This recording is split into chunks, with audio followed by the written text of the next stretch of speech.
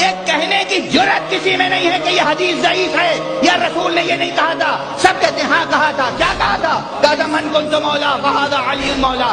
مگر مولا کے معنی دوست کے ہیں، آقا کے نہیں ہیں. یہ تو آپ کے ذوق کی بات ہے کہ آپ رسول کو آقا سمجھتے ہیں یا دوست. علی کے بارے میں فیصلہ بعد میں کیجیے گا، پہلے رسول کی بات ہے. رسول نے کہا من کنت مولا، میں جس کا مولا ہوں. پہلے اس کا ترجمہ کیجیے. جب رسول نے کہا من کنت مولا، میں جس کا مولا ہوں،